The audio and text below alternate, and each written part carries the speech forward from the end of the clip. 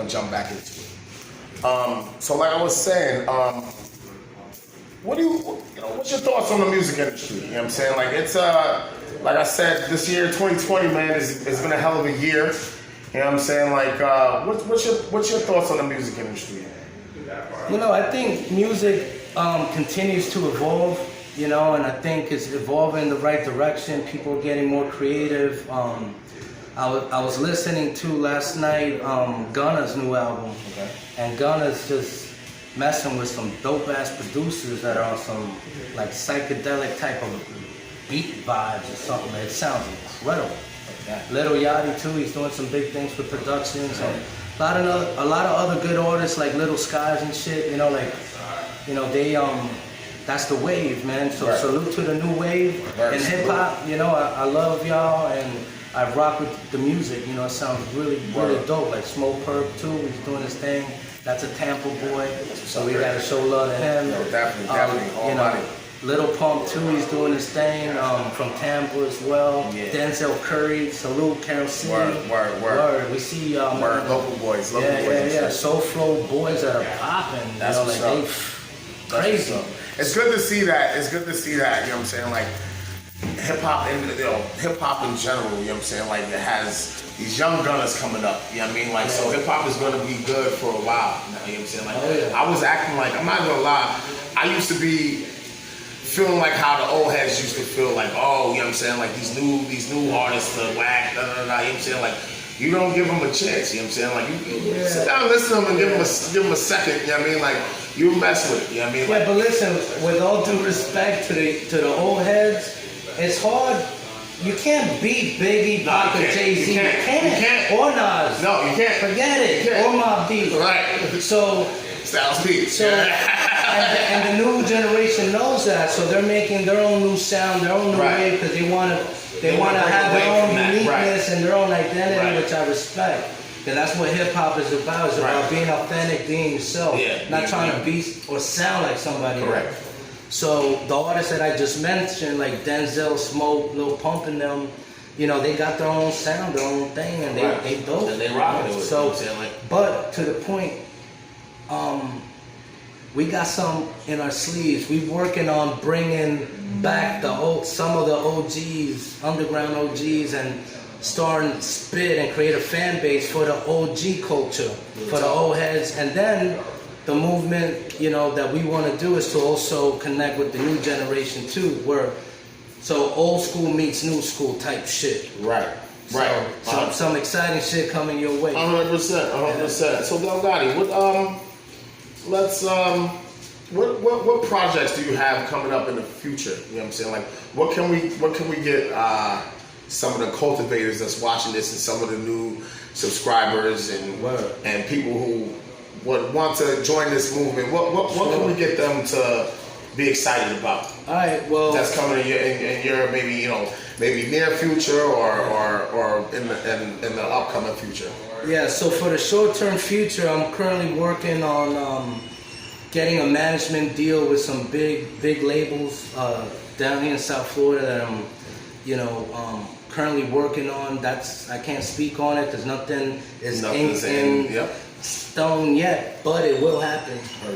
I got to get into the lab and start creating my magic with my dope-ass rappers that are unsigned, that are soul flow riders, underground scene, mean with it. So one of them is you. So look out for Ransom. Be on the lookout, my dudes. Dudettes. We're gonna jump in the lab and start creating some dope shit. But so for me, eventually it's gonna be obviously a joint venture deal with a label that I really love and respect and trust, which I know many of the big influencers from South Florida that created, the gangster rap scene, so I want to follow suit with them. And I'm also interested in maybe working with Cleo too, Triple X's mother. If you see this, I used to rock with your son, and I love Ja. Much love to Triple X, big fan. Got to meet him a couple times, and my condolences and rest in peace to X. X for life.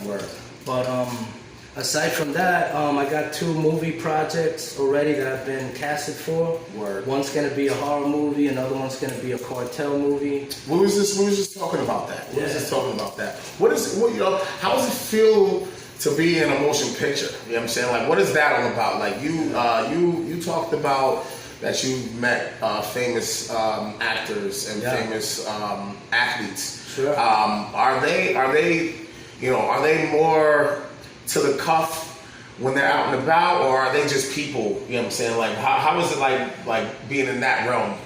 I think it's very exciting for me. I've been built for that industry because as a kid, I always had a fascination with entertaining the class when I was in elementary school. So my teacher told my mother, yo, your son distracts me from being able to study because the whole class gravitates to your son. So my teacher actually gave my mother a suggestion, said, get him into acting. He's got a lot of energy. So I used to go to the Coconut Grove Playhouse, which was owned at the time by Philip Michael Thomas, which was Tubbs from Miami Vice. Okay. And Corky Dozier was my drama teacher. And she taught me how to act. She taught me how to memorize lines. She taught me a lot of things. So, acting comes naturally for me with all the experience I gained from an adolescent to a juvenile. And I actually was featured in Miami Vice. I was an A-list extra. The movie that was directed by Michael Mann that had Colin Farrell and Jamie Foxx in it. Salute to them boys. Salute.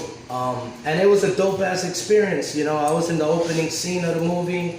I had a few seconds of fame, but just to be in them with such greatness and to be able to partake in a motion picture was very gratifying for me. It just showed me that I had the potential to elevate from that A-list role that I was casted to do. Basically, I was one of the dancers by the bar. I was talking to like a Russian chick, and then Colin Farrell comes in through the scene. He orders a drink, and then the camera kind of pans to me a little bit, and you see me doing a little bobblehead shit, But that experience let me know, because Michael Mann actually even mentioned to me, he's like, "You got it." He's like, "You should move to California."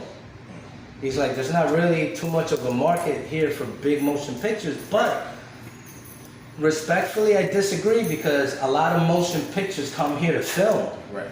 Yeah. But and Atlanta also. And ATL. ATL is So if they were to, it's really on the East Coast. I see it as like if we're trying to set up shop. Right. If you're gonna do any motion pictures on the East Coast, it's probably gonna be New York, Miami, or Atlanta.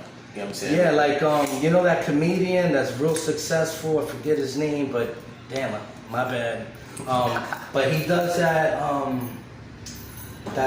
those movies, Dressed as an Old Grandma. Oh, you're talking about Tom Perry? Let's go. Tom Perry. Yo. What's your finger? That boy. Perry. You're talking about Tom Perry. That boy, did you see the studio that he just invested in? He built? I didn't see it, but I heard about it, man. It was insane. Look it up on YouTube. Shout out to YouTube. Gang. I love y'all. We coming. Like and subscribe. Damn right. And my media channel's coming too, so get excited for that. Word, be on the lookout. But I love acting, man, and anything that I could do to be involved in that, I think it's a challenge. It's a passion of mine, and it's a hobby, just like music too. I do it for the passion. Right. I don't do it because I need to, Right. I'm already established, and all praise to God for that. Heard that. But I think for the culture, I think where I'm at is this. With all the darkness that we're facing with the COVID, the riots, the corruption in the government, the racism, all that bullshit, I feel like hip-hop needs a facelift. I feel like the world needs a facelift. So it's deeper than rap for me. It's about me. I want to create sounds that are going to inspire people to live a good life, a righteous life. You can still turn up, but don't be stupid on how you turn up. Exactly. There's a way to do things that are right without breaking any laws, and you're still living your best life. So I just want to wake the minds and open the eyes to some that might be lost in darkness, which we know is a lot. That's real, man. So I really want to come into the game as a gangster disciple rapper where I'm just spitting conscious wisdom, but on some street shit because that's all I know. Right. So it's something that you know the fans can relate to and rock with, and you know if I could change a couple of lives and save some lives in the process, then I'm doing God's work too. That's what's up. Yeah. That's what's up. Yo, Delgotti, do you have an Instagram or somewhere where we can reach you at? Sure. So y'all can follow me at Delgotti_305 on IG, and then on Facebook as well, Delgotti. You know, but I have more of a presence on Instagram, so come fuck with your boy on IG. Definitely come fuck with your boy. Well, that's what the time is. You know what I mean? I want to thank you for being my first guest host. You know what I'm saying? Like, it's a pleasure. Word, man. I appreciate it, man. And be on the lookout for some great things. You know what I mean? Word. My grandmother used to always tell me, too much of anything is good for nothing. You know what it is, and you know what we do it for. We do it for the culture. Peace.